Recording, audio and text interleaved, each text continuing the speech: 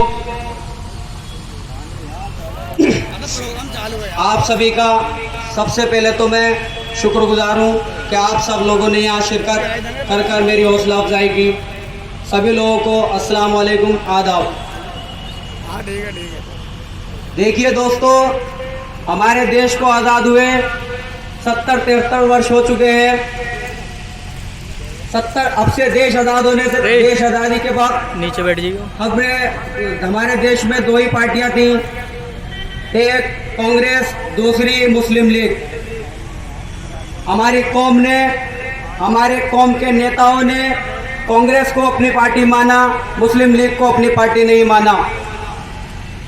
अगर उस वक्त अगर हम मुस्लिम लीग को अपनी पार्टी मानते तो आज जैसे जमहूरी अंदाज में हर समाज का लीडर है, यादवों का भी लीडर है, ब्राह्मण समाज का लीडर है, दलित समाज का लीडर है, लेकिन अफसोस हमारे देश में हमारे संविधान ने सबको बराबर का हक दिया है कि सबको अधिकार है कि वो अपने समाज का लीडर चुन सकते हैं, लेकिन हमारे समाज ने लीडर नहीं चुना, जिसकी वजह से हम लोग आज बेरोजगार परेशान हैं। हमें चिकित्सा व्यवस्था से दूर जो रखा गया, सिर्फ और सिर्फ अपनी सियासी ताकत हमने मजबूत नहीं की। देख लीजिए, जिस समाज का अपना झंडा, अपना डंडा, अपना नेता होता है, उसी की आवाज को सुना जाता है। जिस समाज का कोई लीडर नहीं, वो रोता हुआ चला जाता है, उस पर कोई आवाज नहीं उठती।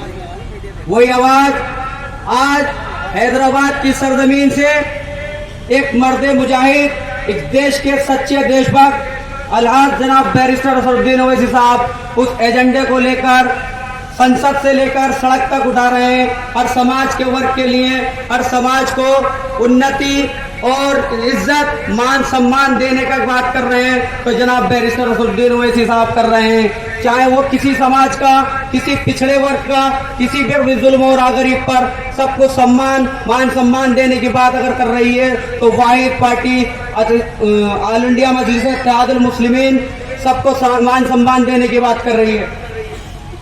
और मैं आपको एक गलत फहमी दूर कर दूं, जो लोग भ्रम फैला रहे हैं कि हम बीजेपी के एजेंट हैं, मैं उन लोगों से सवाल करना चाहता हूं, उन दलालों से सवाल करना चाहता हूं जो हमारे ही बीच के कल आते हैं, हर 5 साल में हमें जिंदगी और मौत का इलेक्शन बना देते हैं कि बीजेपी आ जाएगी, ये हो जाएगा, बीजेपी आ जाएगी, वो हो जाएगा। मेरे भाई, हम बीजेपी के डर से वोट देने वाले नहीं है। हम शिक्षा व्यवस्था, बेरोजगारी की वजह से हम वोट देने वाले हैं। हम किसी बीजेपी या आरएसएस के डर से वोट करने वाले नहीं है। हम चाहते हैं हमारा बच्चा भी, हमारा बेटा भी इस देश की सरहद पे जाकर इस मुल्क की हिफाजत करे। हम भी चाहते हैं हर डिपार्टमेंट में हमारा आदमी हो, ताकि जब भी हमारे देश को खून की जरूरत पड़े तो हमारे समाज का नेता, हमारे समाज का बेटा, हमारे समाज का सिपाही इस देश के लिए शहीद होकर दिखाए। दूसरी बात, जो आज नाम निहाद सेकुलर पार्टियों के नेता, मैं बात कर रहा था कि बीजेपी का एजेंट बोलते हैं, जब संसद में बिल आता है 3 तलाक का, शरीयत को मिटाने की बात की जाती है, तो इन नाम निहाद सेकुलर पार्टी के नेता अपने बेड़ियों में जंजीरें डालकर चुप खामोश और बैठ जाते हैं कि मैं अपनी पार्टी का मोहताज हूं, मेरी पार्टी मुझे इजाजत नहीं दे रही, सदर साहब मैं नहीं बोल सकता। ऐसी पट्टे से, ऐसी गुलामी से आओ, हम हमारे मंच से दावत देते हैं, आइए हमारे मंच पर, हम तुम्हारे साथ हैं, तुम जुल्म के खिलाफ आवाज उठाओ। हमारा सदर तुम्हें इजाजत देता है कि संविधान इस देश में बाबा साहब का बना हुआ है, वो सबको मान सम्मान देने की, सबकी एक आवाज की बात करता है। आप यहाँ आइए, ये आपका मंच है, आपको बदजन करा जा रहा है नाम निहाद सेकुलर पार्टियों में, मंचों से धक्का दिया जाता है, तो आप इस मंच पर आइए, यहाँ आपको मान सम्मान मिलेगा। मैं आपको बता दूं, अलीगढ़ के जमीरुल्लाह समाजवादी पार्टी के 10 साल से एमएलए, उनको मंच से धक्का दे दिया गया और बाद में सफाई पेश करते हैं नाम निहाद सेकुलर पार्टी के राज्य अध्यक्ष मैं चाहता हूं कि आप अपने वोट से विधानसभा के अंदर जाते हो और आप इनकी पार्टी के सिंबल से ये दिखाते हो कि हम इन समाजवादी के एमएलए। मेरे भाई, समाजवादी से चाहे कमाल अख्तर हो या मुखिया गुजर हो या अन्य कोई भी नेता हो, वो तुम्हारा नेता कभी नहीं हो सकता। तुम्हारा नेता नहीं है, वो तुम्हारा नुमाइंदा नहीं है। वो नुमाइंदा अगर है तो समाजवादी पार्टी के राष्ट्रीय अध्यक्ष अखिलेश यादव का है। बहन कुमारी मायावती जी का राष्ट्रीय अध्यक्ष जो है उनका नुमाइंदा हो, तुम्हारा नुमाइंदा नहीं हो सकता। ये हमारे वोटों की खराज से विधानसभा तक जाते हैं, लेकिन आवाज उठाते हैं अपने लिए, अपने लोगों के लिए नहीं उठाते। बहुत खूब।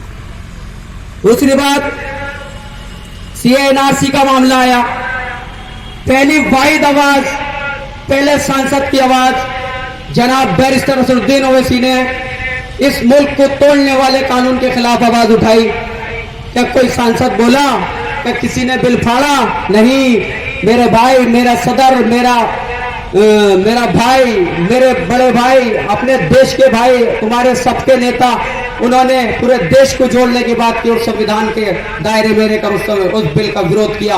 और जो है इन नामनिया सेकुलर पार्टियों के सांसदों ने, मेरा सदर जा रहा था सबके पास के बोलना है, मेरा सदर गुहार लगा रहा था कि इस बिल का विरोध करना है, ये देश को तोड़ने की बात करता है, लेकिन किसी नामनिया सेकुलर पार्टी के हमारे ही भाई वो सांसद एमएलए बने हुए उन्होंने कह दिया कि नहीं, हमारी पार्टी जैसे ही कहेगी हम उस गाइडलाइन को फॉलो करेंगे।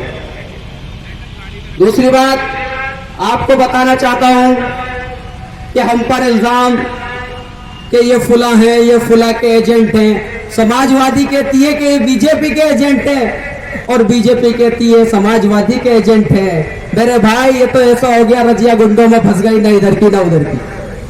वाह, बहुत खूब। हमें जो है अब किसी के डर से वोट नहीं देना। हम अब वोट देंगे एजुकेशन, शिक्षा व्यवस्था के ऊपर हम वोट देंगे कि हमारे क्षेत्रों के अंदर विकास कार्य होने चाहिए। हम भी चाहते हैं कि हमारा देश अमेरिका जैसा बने। हम भी चाहते हैं हमारा देश स्मार्ट सिटी हैदराबाद की तरह उत्तर प्रदेश बने, लेकिन ये कब होगा? अब लोग ये कहते हैं कि 7-8 एमएलए जीत जाएंगे तो क्या कर लेंगे। मेरे भाई, आज बता दूं आपको, आज 7-8 एमएलए की पावर्स क्या होती है। यही संविधान जो समाजवादी के पार्टी के एमएलए को पावर देता है, यही संविधान असदुद्दीन ओवैसी के एमएलए को भी पावर देता है कि वो इख्तिदार की कुर्सियों पर बैठने वाले मुख्यमंत्री को नहीं देखेगा कि सीएम कौन बैठा है, चाहे वो योगी आदित्यनाथ जी हो मुख्यमंत्री, चाहे अखिलेश यादव हो, चाहे बहन कुमारी मायावती जी हो। तुम्हारा नुमाइंदा मजलिस इत्तेहादुल मुस्लिमीन का एमएलए उसकी आंखों में आंखें डालकर बात करेगा, तुम्हारे लिए बात करेगा, तुम्हारे हक के लिए लड़ेगा। मिनिस्ट्री, मंत्री पद, रेड लाइट उसे नहीं चाहिए, वो तुम्हारे समाज की बजट की बात करेगा। दूसरी बात मैं बताना चाह रहा था कि 7 एमएलए क्या कर लेंगे। आज चलिए, आज हैदराबाद को देखिए। हैदराबाद के अंदर जनाब अकबरुद्दीन ओवैसी साहब पर यह भ्रम फैलाया जाता है कि हिंदू मुस्लिम की बात करते हैं। ठीक है, मैं आज गिनाना चाहता हूं आपको। अकबरुद्दीन ओवैसी के हॉस्पिटल में, अकबरुद्दीन ओवैसी के स्कूल में जाकर देख लिए, 13,000 बच्चों को शिक्षा मुफ्त में निःशुल्क शिक्षा प्रदान की गई है। वो अकबरुद्दीन ओवैसी की वजह से है। पूरे भारत के अंदर 4,000 एमएलए हैं। 4,000 एमएलए में एक का भी वाहिद नाम दिखा दो जो भाई 13,000 बच्चों को निःशुल्क शिक्षा प्रदान कर रहा हो, शिक्षा मुफ्त दे रहा हो, जिसमें के सिर्फ विशेष मुस्लिम वर्ग के नहीं, हर वर्ग का बच्चा वहां पर शिक्षा निःशुल्क प्राप्त कर रहा है। बताओ पूरे हिंदुस्तान के अंदर कौन एमएलए शिक्षा फ्री दे रहा है? सब अपनी रोजी रोटी, रोटियां सेकने के लिए सियासत कर रहे हैं। तुम्हारा भला कोई नहीं कर रहा मेरे भाई। असरा हॉस्पिटल हैदराबाद के अंदर 2500 बेड का हॉस्पिटल, एक 1700 बेड का हॉस्पिटल, जहां पर 20 रुपए की पर्ची आप एक मर्तबा बनाएंगे, 3 महीने तक इलाज फ्री, कितनी मर्तबा चले जाओ। 1 रुपए से लेकर 1 लाख रुपए तक का इलाज वो मजलिस इत्तेहादुल मुस्लिमीन ने निःशुल्क जनता के लिए प्रदान किया है। बताइए, पूरे उत्तर प्रदेश के अंदर चाहे वो समाजवादी की सरकार रही हो या भारतीय जनता पार्टी की सरकार रही हो, कभी किसी हमारे नुमाइंदे ने, किसी उस समाजवादी के फर्जी दलाल ने ये बात रखी हो कि हमारे क्षेत्र के अंदर गवर्नमेंट यूनिवर्सिटी होनी चाहिए कि नहीं होनी चाहिए? बताओ। सिर्फ और सिर्फ वो तुम्हारे वोटों की भीख से एमपी एमएलए तो बन जाते हैं, लेकिन विधानसभा के अंदर जाकर तुम्हारे वोटों का सौदा कर देते हैं। वो सौदा क्या करते हैं कि आपको मिनिस्टर बना दिया जाएगा, आपको इतने विभाग दे दिए जाएंगे, लेकिन कठपुतली रह जाओगे, अपने समाज के लिए कोई आवाज नहीं उठा सकते। अजीत साथियों, मैं इस मंच के इस प्रोग्राम के माध्यम से ये आदेश देना चाहता हूं सभी जनता को, अपने आप को भी, कि हमें जो अब वोट करना है, चाहे वो समाजवादी हो, बसपा हो, बीजेपी हो, अन्य किसी भी पार्टी के नेता आपके बीच आते हैं, तो आपको सिर्फ एक ही बात रखनी है कि मेरे भाई, हमने ठेका नहीं लिया भारतीय जनता पार्टी को हराने का। हम ठेकेदार नहीं है किसी पार्टी को हराने के, फुला को हराने के। हमारे मुकाबिल जो भी आएगा हमारा उससे मुकाबला होगा, चाहे वो समाजवादी हो, बीजेपी हो, आरएलडी हो, कांग्रेस हो, बहुजन समाज पार्टी हो, हमारा मुकाबला सबसे है। वो तुम्हारे नुमाइंदे नहीं हो सकते, तुम्हारे नुमाइंदे तुम्हारी जमात के होंगे। इंशाअल्लाह वो विधानसभा के अंदर तुम्हारे लिए संसद से लेकर सड़क तक आवाज उठाएंगे। करेंगे सब लोग ऐसा? अब तो नहीं देंगे बीजेपी के डर से वोट। देखिए, हम पर इल्जाम कि बीजेपी तुम्हारी वजह से जीतती है। मैं आपको आज डेटा दे दूं, 2014 के अंदर मजलिस इत्तेहादुल मुस्लिमीन उत्तर प्रदेश में नहीं थी, लेकिन समाजवादी पार्टी सरकार में सत्ता में बैठी थी। जो लोग हम पर इल्जाम लगाते हैं कि तुम्हारी वजह से बीजेपी जीतती है, तो बताओ, सत्ता में 5 साल थे, तुम्हारी डारों में से, तुम्हारे घरों में से निकाल करके 73 बीजेपी सीट जीत जाती, कि हमारी वजह से? क्या हमारे जिन्नातों ने वोट डाले आके? बेवकूफ बनाते हो जनता को कि बीजेपी तुम्हारी वजह से जीतती है। दूसरी बात, 2019 का चुनाव होता है, 2019 में ठगबंधन, गठबंधन सब रखा रह गया। हमारे सदर ने कह दिया कि हम नहीं लड़ेंगे, तुम गठबंधन को सपोर्ट कर दो।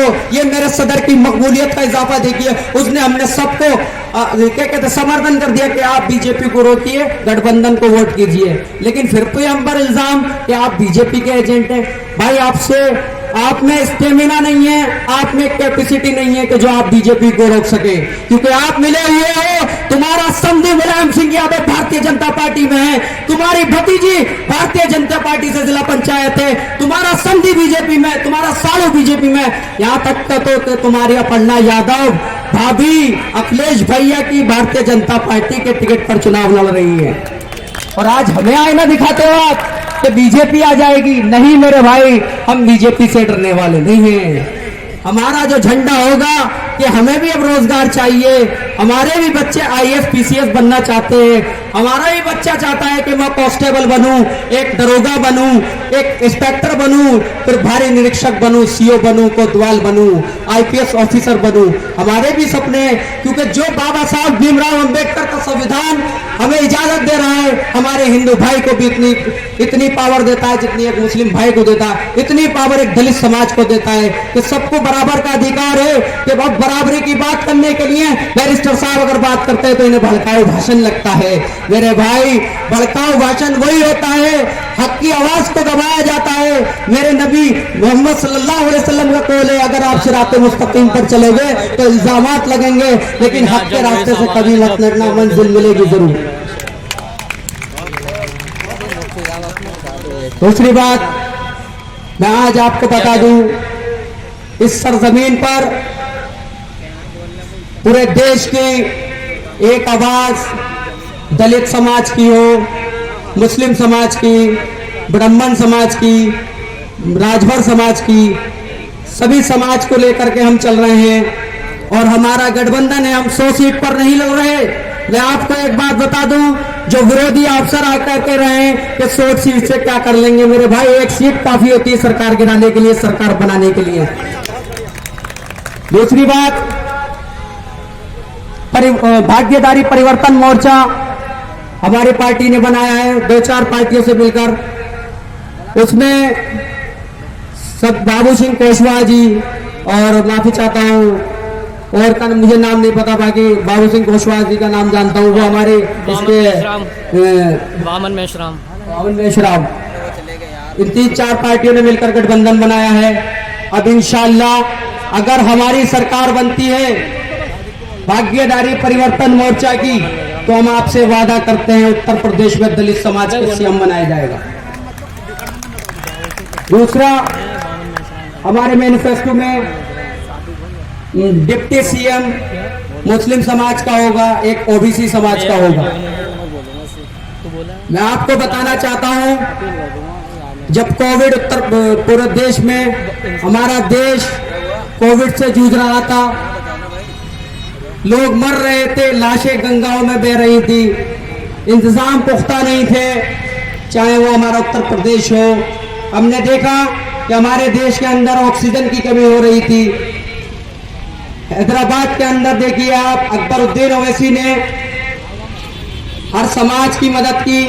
उसने ये नहीं देखा कि ये तिलकधारी है, ये टोपी वाला है, ये पगड़ी वाला है। उसने सिर्फ काम करना था। उसने कोविड कोरोना में जनता के बीच रहे, जनता का ध्यान रखा, ख्याल रखा, स्वास्थ्य का ख्याल रखा।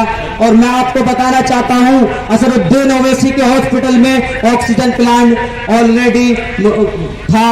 उसने वहां पर काफी मरीजों को सुविधा दी कि हमारे समाज के लोगों को परेशानी नहीं होनी चाहिए। उनने सारी सुविधा उपलब्ध कराने का काम मजलिस इत्तेहादुल मुस्लिमीन ने किया। आप भी चाहते हो कि आपके क्षेत्र में Owaisi of excellence, Owaisi school, Owaisi hospital, तो आपको अपनी जमात को कामयाब करना होगा, आपको अपनी जमात का झंडा उठाना होगा। जैसे मैं आपको बता दूं, आजाद समाज पार्टी के राष्ट्रीय अध्यक्ष चंद्रशेखर रावण गठबंधन के लिए अखिलेश यादव के पास पहुंचते हैं, तो उसने कहा कि मैं मुसलमान नहीं हूं, मुसलमानों की तरह फ्री में वोट नहीं देगा मेरा समाज, मेरे समाज को बजट चाहिए।